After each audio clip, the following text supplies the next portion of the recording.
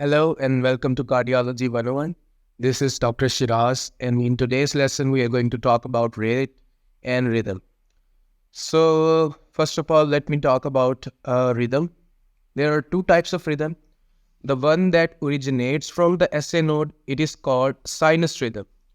There is another rhythm that can originate from any ectopic foci. It may either be from ventricles, from Purkinje fibers, or from atria. It is called non-sinus rhythm or asinus rhythm, or we can call it from the origin it is starting from. For example, ventricular rhythm. So then there are two types of sinus rhythm. It can either be regular or irregular. Similarly, the asinus rhythm, it can either be regular or it can be irregular. So we are going to talk about rate or rhythm in the lead 2. So if you look at this, we have lead 1 over here, lead 2, and then at the bottom of ECG paper, we have a continuous lead, that is lead 2. We also call lead 2 a rhythm lead, because every time we talk about rhythm or rate, we calculate it from lead 2. So what's the method of calculating whether the rhythm is regular or not? Well, there are traditional method and most accurate method, that is, we calculate the number of blocks from one R wave to another R wave. For example, if we start from here, it is almost between second and third block, and we have 2 blocks here, 5 blocks here, 8, 10, 8 and then 5, 13, 13 and 2 or 3 here, 15 or 16. Then we can calculate the same here. It's almost 3 blocks here, 15 and then 16. So almost the rhythm is regular. But there is another method that we can calculate the rhythm from. It is called a paper method. So what we do, we take a strip of paper, anything you have, a ruler or a strip of paper, you put it in just above the lead 2. Then what you do is, you mark on the paper where R wave is. For example, if I say there is R wave here, and then there is R wave here. Then what I do, I move the paper from one R wave. For example, I had a paper over here. Then I will move the paper from here to here and see if all the R waves align with these lines. This is called 2-point method. We can be more accurate with this by 3-point method, where we calculate 3 R waves, we mark 3 R waves, and then we move the strip of paper along the ECG line and see if they are all in accordance with the paper that we have put above it. So if it's regular rhythm, then we can calculate the rate according to the following method. What we do is, we calculate the number of large boxes between 2 R waves.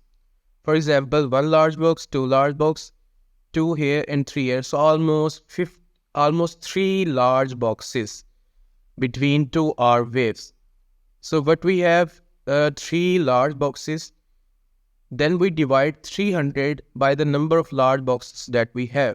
So 300 divided by 3, it is almost 100. So we can say the rate is almost 100. Another method that is more accurate is calculating the number of small boxes.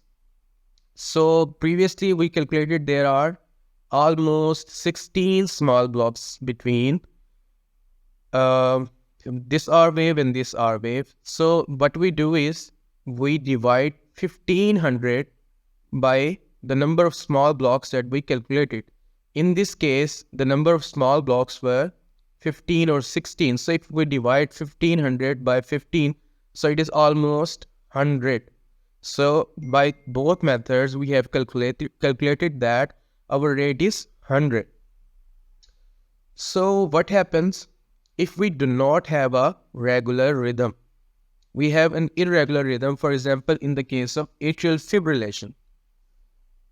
What we do is, we mark 30 large boxes. So if you see, we have a darker lines and then there are lighter lines. The darker lines mark 1 large box and the lighter lines mark 1 small box.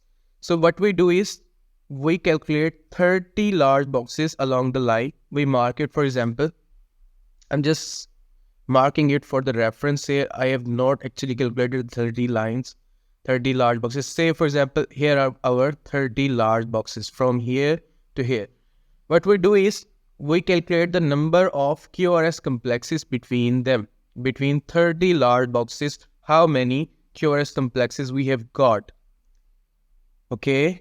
So for example, we have got almost 15 QRS complexes in the span of 30 those 30 large boxes.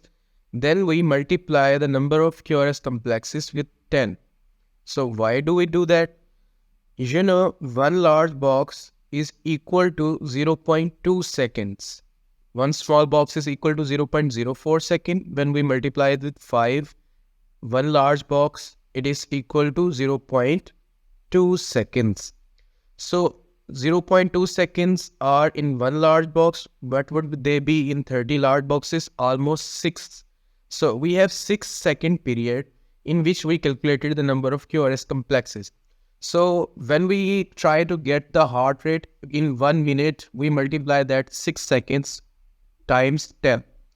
So for example, if we have got like 15 R or 15 QRS complexes in that 30 large box period, we multiply it with 6, then we have 90 as our answer. So that is our rate. So are you clear on this, guys? If you have any question, comment down. I will be happy to answer that. We can calculate rate and rhythm by this method, if it's irregular or regular or anything.